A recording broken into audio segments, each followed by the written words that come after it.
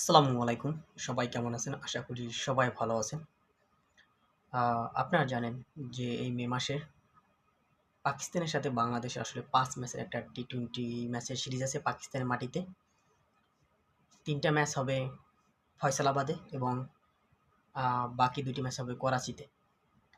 তো বাংলাদেশ বনাম পাকিস্তানের মধ্যকার যে ৫ ম্যাচের টি-20 সিরিজ অনুষ্ঠিত হবে বিশ্বকাপের প্রস্তুতি ম্যাচ হিসেবে আসলে এই ম্যাচগুলা ধরা হয়েছে। যেখানে মূলত ছিল বাংলাদেশের ৩ টি ওয়ানডে এবং ২ টি টি-20 ম্যাচ। সেখানে ওয়ানডে ম্যাচগুলো বাদ দিয়ে ৫ টি টি-20 ম্যাচ করা হয়েছে ২০২৬ টি-20 বিশ্বকাপকে সামনে রেখে। বাংলাদেশ ক্রিকেট বোর্ডের একটা ভালো উদ্যোগ বলে আমি মনে করি।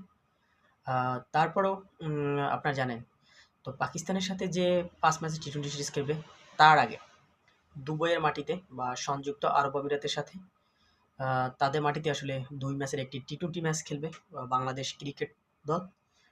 এই ২ টি টি-20 ম্যাচ ধরা হয়েছে পাকিস্তানের সাথে কন্ডিশনিং ক্যাম্প করবে দুবাইতে বাংলাদেশ। সেখানে এই ২ টি ম্যাচকে তারা একটা অনুশীলন ম্যাচ হিসেবে ধরে নিয়েছে। যদিও এই ম্যাচ দুটি ইন্টারন্যাশনাল মর্যাদা পাবে। এর আগে বাংলাদেশ আসলে ২ টি ম্যাচ খেলেছিল আ পাকিস্তানের সাথে। ২ টা টি-20 ম্যাচ অস্ট্রেলিয়া বিশ্বকাপের আগে।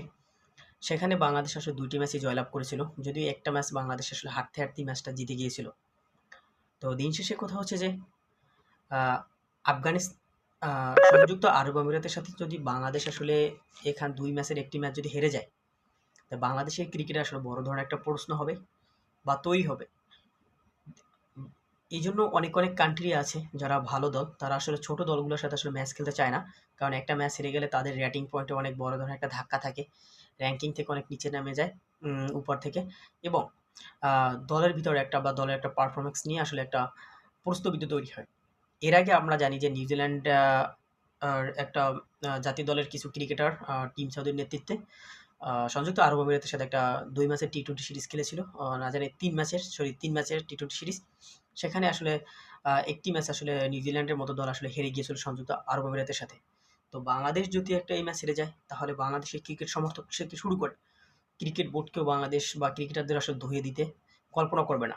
পাকিস্তানের সাথে যদি বাংলাদেশ ম্যাচগুলো ৫ টা ম্যাচে হোয়াইট ওয়াশ হয়ে যায়, সেখানেও তো আসলে বা ৩ যদি সিরিজও হারে, সেখানেও আসলে সমালোচনা থাকবে। তারপর পাকিস্তান অনেক বড় দল। আ মানুষ হয়তোবা বুঝে শুনে বা ৩ ম্যাচের ভিতরে যদি ২ ম্যাচ জিতে ৩ ম্যাচ হেরেও যায়, তাহলেও কোনো সমস্যা হবে না। বলবে যে বাংলাদেশ অন্তত ভালো একটা লড়াই করেছে। তারপরেও সাধারণ মানুষের একটা আশা থাকবে যে অন্তত সিরিজ জেতা উচিত ছিল। আরেকটা কথা হচ্ছে যে বাংলাদেশের নাজমুল হোসেন শান্ত টি-20 ক্যাপ্টেন্সি ছাড়ার পর বাংলাদেশে এখন পর্যন্ত কোনো টি-20 ক্যাপ্টেন তৈরি করা হয়নি। যদিও নাম আছে তাসকিন আহমেদের এবং লিটন কুমার দাস। তো লিটন দাসের পাওয়ারে হয়তোবা